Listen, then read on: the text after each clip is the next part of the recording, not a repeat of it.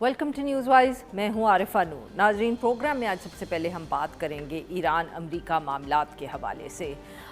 एक दफ़े फिर हमलों के बाद जंग बंदी की सी एक अनऑफिशियल जंग बंदी सी की सी सूरत हाल है, क्योंकि हम कह सकते हैं पिछले दिनों में हमले उस तरह नहीं हो रहे जैसे हो रहे थे। बार बार मीडिया रिपोर्ट्स हमें ये भी बताती हैं कि पाकिस्तान हो, कतर हो और ममालिक हों, वो इस वक्त सालसी का किरदार भी अदा कर रहे हैं, मगर फिर भी बहुत कम लोगों को इस वक्त ये यकीन है कि ये जो दुनिया है या ख़ित्ता है ये जंग बंदी की तरफ जा रहा है।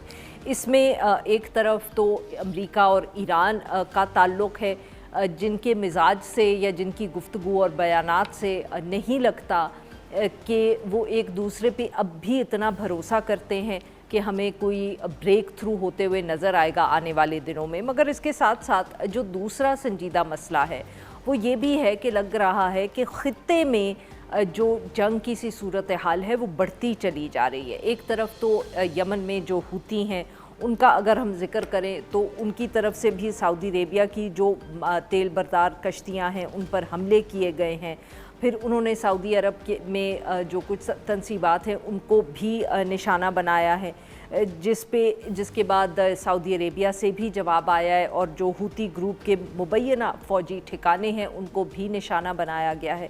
इसके साथ साथ ये भी डेवलपमेंट हुई है कि अमेरिका और सऊदी अरेबिया ने अब मिलकर इराक़ में भी हमले किए हैं, क्योंकि उनका कहना ये है कि इराक़ में जो ईरान के हिमायत याफ्ता गिरोह हैं उनके ख़िलाफ़ हमले हुए हैं और इसकी वजह से उन पर वापस हमले किए गए हैं। ये भी जब मामला हुआ तो ऑफ़ कोर्स ईरान की तरफ से इसकी कॉन्डेमनेशन भी आई। ईरानी वज़ारत ख़ारजा ने कहा कि अमरीकी और सऊदी हमले जो हैं वो इराक़ के मुख्तलिफ़ इलाक़ों में हुए हैं और उन्होंने इसको इराक़ की खुद माफ़ करिएगा सालमियत पर एक हमला करार दिया। तो ये एक तरफ सूरत हाल है। तो अब जब ये जिसको हम कहें इन अ वे प्रॉक्सी वॉर की सी सूरत हाल है, दो बड़े पावर्स हैं जिनके दरमियान ये हो रहा है, एक सुपर पावर अमेरिका, एक रीजनल पावर ईरान, तो क्या अब दोबारा जंग बंदी अगर सिर्फ इन दोनों में हो भी जाती है तो ये जो रीजनल कॉन्फ्लिक्ट्स और शुरू हो गए हैं इस तरफ क्या होगा, और क्या सचमुच ईरान और अमेरिका एक दफ़े दोबारा इतना भरोसा करेंगे एक दूसरे पे कि वो इस मामले को सुलझाने की एक संजीदा कोशिश करें। इस इशू पे बात करने के लिए आज हमारे साथ हैं डॉक्टर राशिद नकवी साहब, सीनियर तज्ज़ियाकार हैं, तेहरान से हमें ज्वाइन करें, और हमारे साथ मौजूद हैं अनवर इकबाल साहब, हमारे कॉलीग भी हैं, डॉन अखबार से वाबस्ता हैं, सीनियर सहाफ़ी हैं, वाशिंगटन DC से हमारे साथ मौजूद हैं। Welcome to the show gentleman. Anwar Iqbal साहब, आपसे गुफ्तगू का आगाज़ करती हूँ। बताइए कि इस वक्त अब क्या एक तो मूड क्या है अमेरिका में, और दूसरा ये कि ये जो फिर हमले शुरू हुए और फिर एक दफ़े सदर ट्रंप ने कहा कि मैं रोक रहा हूँ, उसके पीछे क्या मुहर्रकात थे? सबसे पहले तो आपका शुक्रिया। देखिए, अमेरिका में एक सटल सी तब्दीली आई है। जब वॉर शुरू हुई फरवरी में, तो उसके बाद जो इमीडिएट रिएक्शन था कि ये हमारी जंग नहीं है, हम इसमें क्यों हमने ये जंग शुरू की है और हमें इसको फौरी तौर पे ख़त्म करना चाहिए। सदर ट्रंप के जो सियासी मुखालफिन है वो अभी यही कहते हैं, डेमोक्रेट्स ये कहते हैं, लेकिन जो लोगों का तजिया है, अब ज़ाहिर है कि जिस तरह का हिजान क्रिएट हुआ इसकी वजह से हम लोग भी हर वक्त ही टीवी पे, इंटरनेट पे देख रहे होते हैं, पढ़ लेते हैं, लोगों से जो जाते हैं वहाँ गुफ्तगू होती है, इसी मौजू पे गुफ्तगू हो रही होती है। जिस परसों ही एक ऐसी दावत पे था जहाँ सीनियर पाकिस्तानी, टर्किश और दूसरे ममालिक के डिप्लोमेट्स थे, तो वहाँ भी गुफ्तगू होती है, स्टेट डिपार्टमेंट का ऑफिशियल भी थे, तो दोनों तरफ का आवाम का भी पता चल रहा होता है। तो अब जो तब्दीली आई है कि वो अमरीकियों ने इस बात को एक तरह से एक्सेप्ट कर लिया है, यानी कोई खुशी से नहीं, इस बात को एक्सेप्ट कर लिया कि अभी जंग जल्द रुकने वाली नहीं है।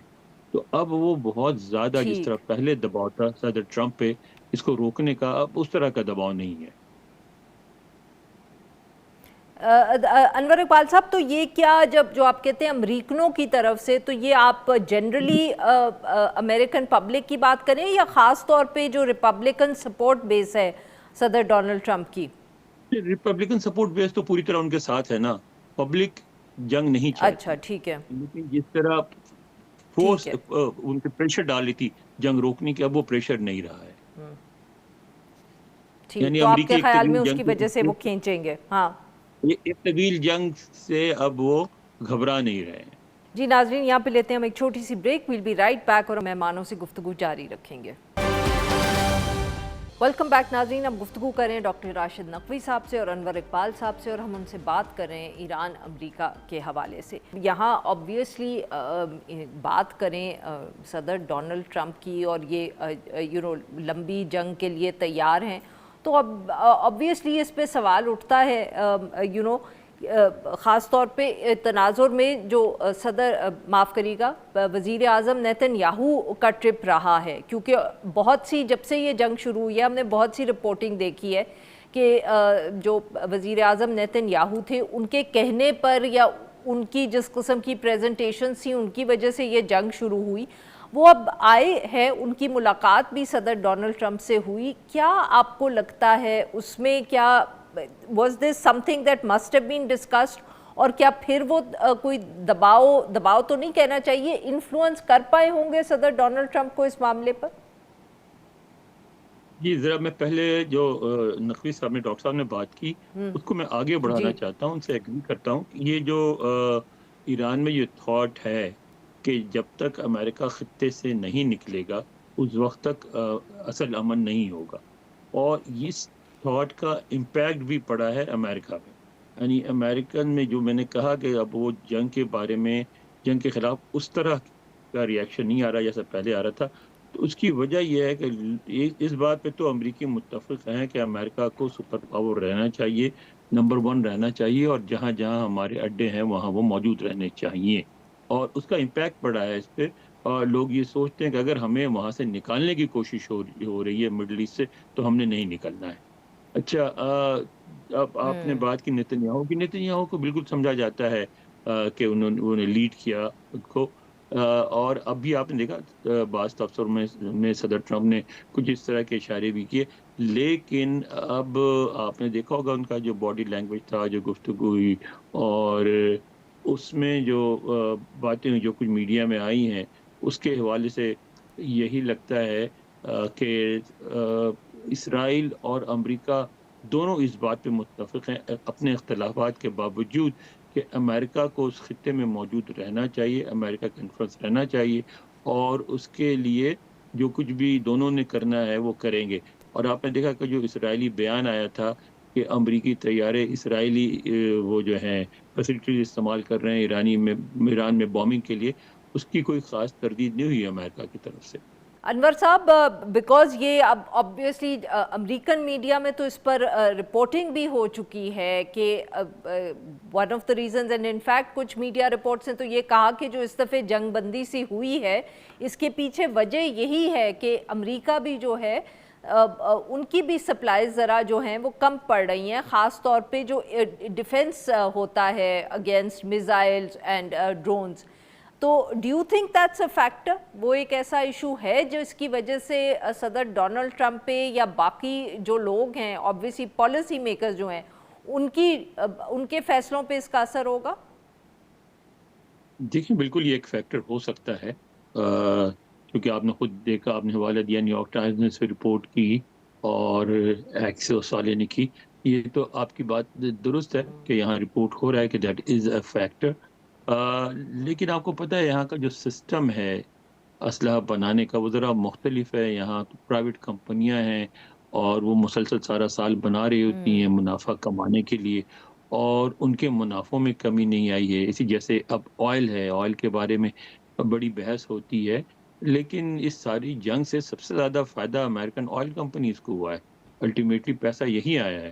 تو بالکل. میں سمجھتا ہوں کہ وہ امریکہ اس شارٹ کمنگ کے باوجود جنگ جاری رکھنے کی پوزیشن میں ہے. یہاں سوال اس پہ نہیں اٹھتا कि क्या अमेरिका जंग जारी रख सकता है। सवाल ये उठता है कि इस जंग का हमें फ़ायदा क्या होगा? इस पे लोग जी कन्विंस नहीं है, वो कहते हैं ये बेफ़ायदा जंग है हमारे लिए। जी नाज़रीन, यहाँ पे लेते हैं हम एक छोटी सी ब्रेक। Welcome back. हम गुफ्तगू करें डॉक्टर राशिद नकवी साहब से और अनवर इकबाल साहब से। अनवर इकबाल साहब, अगर ये पैगाम रसानी हो तो रही है, किस लेवल पर हो रही है, और दूसरा व्हाट इज़ द इशू? क्या हम यही समझें कि इस वक्त भी आबनाए हुर्मुज़ के हवाले से गुफ्तगू हो रही है?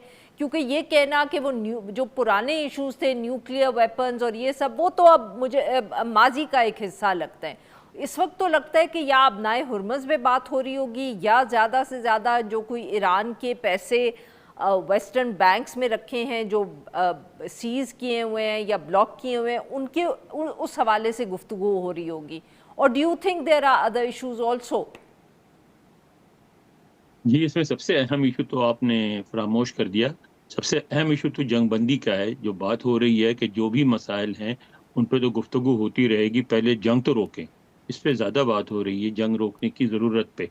और अच्छा। अभी मैंने बताया आपको कि जैसे सफारती एक मीटिंग में गया था, वहाँ जो गुफ्तगू हो रही थी, उसमें यही हो रही थी कि बिल्कुल पैगाम रसानी का सिलसिला जारी है, सब इन्वॉल्व हैं, लेकिन हालात ऐसे हैं कि अगर एक जुमला भी लीक हो जाए, तो वो उसके बहुत नेगेटिव असरात पड़ेंगे। और इसलिए किसी तरफ से कोई लीक करने को तैयार नहीं है। एक सीनियर सफारतकार का ये भी कहना था कि जो कुछ मीडिया में आ रहा है, बशमूल वेस्टर्न मीडिया के, उस वो जो कुछ हो रहा है उसका 2% भी नहीं है। बेशतर जो है वो गेस वर्क है। व्हाट और डज जो दैट कुछ मीन? जो अनवर इकबाल साहब, अगर मैं आपको यहाँ पूछ सकूं कि इसका क्या हम मतलब लें कि जो कुछ मीडिया में आ रहा है वो 2% भी नहीं है, ये डज इट मीन के पीछे बहुत प्रोग्रेस हो गई है, या बहुत से नहीं, इश्यूज पे पैगाम रसानी हो गई है, बहुत सी गुफ्तगू हो गई है? बहुत सारी इंगेजमेंट बहुत ज़्यादा है, मुसलसल है, बातचीत हो रही है, अच्छा। और पैगाम रसानी हो रही है, फौरी तौर पे पैगाम का जवाब भी दिया जाता है दोनों तरफ से। जब लेकिन यही है कि जब तक दोनों फरीक को ये एहसास मौजूद रहेगा कि वो इस जंग में बरतरी हासिल कर सकते हैं, उस वक़्त तक शायद जंग जारी रहे। और लेकिन जो मीडिएटर्स हैं, वो इनको कन्विंस करने की कोशिश कर रहे हैं कि ये बेनतीजा जंग होगी, जिसमें किसी को कुछ नहीं हासिल होगा, आप इसको रोकें। नाज़रीन, यहाँ पे लेती हूँ छोटी सी ब्रेक, और जब हम ब्रेक से वापस आएंगे तो हम बात करेंगे HRCP की जो कैंपेन आजकल चल रही है, human rights commission of Pakistan की जो कैंपेन चल रही है टॉर्चर के हवाले से। वेलकम बैक नाजरीन। प्रोग्राम के इस हिस्से में हम जिक्र करेंगे इंसानी हकूक़ से जुड़े हुए कुछ मौज़ूआत का। आजकल human rights commission of Pakistan जो एक नॉन गवर्नमेंट इदारा है पाकिस्तान में, और बहुत उनकी तारीख़ है ह्यूमन राइट्स, इंसानी हकूक़ पे काम करने के हवाले से, वो एक जो है टॉर्चर के हवाले से एक पूरा हफ़्ता मना रहे हैं, एक कैंपेन मना रहे हैं। उस कैंपेन में ऑब्वियसली टॉर्चर को अगर हम सामने रखें तो बहुत से उसके एस्पेक्ट्स हैं जिनको वो हाईलाइट कर रहे हैं, उन पर बात कर रहे हैं। बट जो एक इशू हमें as a team news wise को बहुत अहम लगा और जिस पे सोचा कि आज आपसे बात की जाए, वो है मेंटल टॉर्चर के हवाले से। Human rights commission of Pakistan ने जितना भी ये इशू को हाईलाइट किया है, इसके मुख्तलिफ एस्पेक्ट्स को किया है, तो वो वहाँ ये ज़िक्र कर रहे हैं कि जिस्मानी तशद्दुद पर तो फिर पाकिस्तान में बात हो जाती है, उस पर लोग आवाज़ भी उठाते हैं, मगर इसके साथ साथ उतना ही अहम है जहनी तशद्दुद का एक इशू। और उस पर एक तरफ तो हम कह सकते हैं कि अवेयरनेस बहुत कम है माशरे में, और दूसरी तरफ ये एक ऐसा एस्पेक्ट है जिस पर कानून साजी की भी ज़रूरत है। जो जितने कवानीन भी बनाए पाकिस्तान की पार्लियामेंट ने, उन्होंने जहनी तशद्दुद को क्रिमिनलाइज उसमें नहीं किया। तो इस एस्पेक्ट पे बात करने के लिए आज हमने दावत दी है हारिस खलीक को, ये HRCP से वाबस्ता है, हमें ज्वाइन करें। Welcome to the show sir. जी हारिस साहब, बताइएगा कि एक तो ये obviously torture in it self is a big issue, उसको आपने उसके ऊपर एडवोकेसी कैंपेन का ये फैसला किया, बट इन पर्टिकुलर अगर हम जहनी टॉर्चर पे बात करें तो आपके ही जो मटेरियल देखा हमने, तो उसमें लिखा हुआ था कि जितने भी ड्राफ्ट्स बने हैं उन सब में ज़हनी टॉर्चर जो था वो कानून के ड्राफ्ट में मौजूद था, जब वो पार्लियामेंट में पहुंचा और बिल बना, मतलब कि कानून बना, तो उसमें से ज़हनी टॉर्चर निकाल दिया गया। ज़रा ये रोशनी डालें इस सारे मामले पर। जी बहुत शुक्रिया आरिफा। मेरा ख्याल है कि आप जो हिरासत में किया जाने वाला तशद्दुद है या रियासती तशद्दुद है, उसमें जो फिजिकल टॉर्चर है उस पर तो गुफ्तगू होती है, साइकोलॉजिकल पर न जाने क्यों नजरें हम चुराते हैं। हालांकि पाकिस्तान ने एक बड़ा प्रोग्रेसिव लेजिस्लेशन किया 2022 में। 2010 में गालिबन जो कन्वेंशन अगेंस्ट टॉर्चर साइन करने के बाद 2022 में हमने ये कानून साजी की, और वो अच्छी कानून साजी है, लेकिन उसमें नफ्सियाती तशद्दुद का कोई जिक्र नहीं है। तो हमारी जो मुतालिबा है वो ये कि जो ऑप्शनल प्रोटोकॉल है कन्वेंशन अगेंस्ट टॉर्चर का, पाकिस्तान उसको भी रेटिफाई करे, और नफ्सियाती तशद्दुद या जहनी तशद्दुद जैसे आपने फरमाया उसकी अलहदा से जो उसकी यानी आइडेंटिफिकेशन की जाए और उसे हाईलाइट किया जाए और समझा जाए कि वो तशद्दुद की एक बदतरीन शक्ल है। जैसे आप किसी को जिस्मानी तशद्दुद का जब निशाना बनाते हैं और जब वो तशद्दुद खत्म हो जाता है और उस फर्द के जो जख्म हैं जिस्म पर लगने वाले बदनी जख्म जब हील भी हो जाते हैं, मुंदमिल हो जाते हैं, तो भी उसके जहन पर जो लगने वाले जख्म हैं, जो पोस्ट ट्रॉमेटिक स्ट्रेस का वो फर्द सामना करता है, वो तो नहीं कभी भी मुंदमिल होते। मगर साथ साथ और भी इसकी शक्लें हैं। मतलब इसके अलावा भी बहुत से ऐसे भी शवाहिद मिले हैं कि जब आप इन तफ्तीशी मराकज़ का दौरा करें या उनका तज्जिया करें या विक्टिम से गुफ्तगू करें या जो लोग उन तफ्तीशी मराकज़ के की एहलकार हैं उनसे गुफ्तगू करें, तो आपको अंदाज़ा होता है कि वो अगर फिजिकली किसी को यानी जिस्मानी तशद्दुद का निशाना नहीं भी बना रहे, तो वो मौक किस्म की मौत की सज़ा उसको दिखाते हैं, ले जाते हैं कि जी बस अब तुम्हें मारने वाले हैं। इसी तरह और इस तरह की बहुत सी हारिस साहब, इसमें माफ़ करिएगा आपकी बात काट रही हूँ, जैसे ऑब्वियसली पुलिस का जिक्र करना यहाँ ज़रूरी है कि कई दफ़े हमने वाक़यात सुने, आप लोगों ने भी उस पर बात की कि अगर कोई किसी को कस्टडी में रखा हुआ है तो उसको बार बार ये धमकियां देनी कि तुम्हारी बीवी और बच्ची को घर से ले आएंगे। These are very common incidents. आपने मैं बिल्कुल आपने मेरे मुंह से अल्फाज लिए, मैं अगली बात यही करने वाला था कि आपको बच्चों के हवाले से, खानदान के हवाले से, और बाज दफा एक बहुत स्वीट थ्रेट भी देते हैं। यानी अगर आप कस्टडी में नहीं भी हैं तो किसी बात पर आपसे कोई रियासत का कोई इदारा या कोई फर्द भी इवन यानी वो नाराज है तो वो आपको ऐसी एक घुमा फिरा के कोई आपके बच्चों की बात निकाल लेगा, कोई आपके स्पाउस की, आपके यानी शरीक हयात की, चाहे वो मर्द हो या औरत हो, वो कुछ ना कुछ करते हैं। और मैं इस तरह के बहुत से वाकयात को, चूंकि मेरा काम की नौयत इस तरह की है और मेरे साथी जो हैं खास तौर पे जो बराह रास्त उन कंप्लेंट्स को, उन शिकायत से डील करते हैं, वो आपको बताएंगे कि किस किस तरह से इवन खवातीन को कहा जाता है कि भाई हमें मालूम है कि आपके जो शौहर हैं वो कौन से किस जगह मुलाजिम हैं, किस वक्त आते हैं, किस वक्त जाते हैं। बच्चों के बारे में कहा जाता है कि बच्चों का स्कूल कहाँ है, बच्चे कितने हैं, कितने बजे निकलते हैं। मतलब इस तरह की छोटी छोटी बहुत सारी चीजें हैं, लेकिन इससे बड़ी चीजें भी हैं। हाँ। जो हिरासत में होता है, जो तफ्तीशी मराकज़ में होता है, तो वो जरूरी है कि उसके लिए एक ओवरसाइट बॉडी भी हो जो कि उससे मुख्तलिफ हो, जो लोग तफ्तीश कर रहे हैं उनसे। उसके बाद एक बड़े पैमाने पर पाकिस्तान की जो, मैं तो इसको अहम जरूर समझता हूं क्योंकि हम एक बैनुल अक़वामी एक दुनिया का हिस्सा हैं, आलमे इंसानियत का हिस्सा हैं। तो सारी दुनिया में जाहिर है कि जो गुफ्तगू हो रही है, बात पीछे भी जा रहे हैं बहुत से शोबों में, लेकिन आगे जहां बढ़ रहे हैं तो वहां उसमें हमें शरीक होना चाहिए। मगर उससे ज्यादा अहम यह कि रियासत की जिम्मेदारी है कि वो अपने शहरियों के तहफ़्फ़ुज़ को यकीनी बनाए।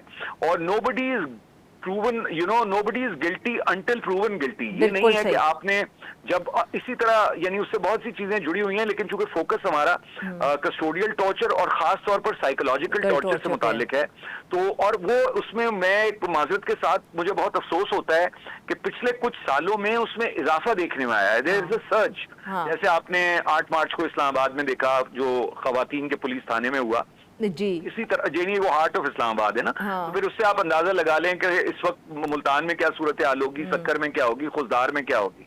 तो हारिस साहब माफ करिएगा आपकी बात दोबारा काट रही हूँ। अब ये भी बताना यहाँ जरूरी है कि इट्स नॉट इनफ टू से कि कानून साजी हो गई है, इसकी इजाजत नहीं है।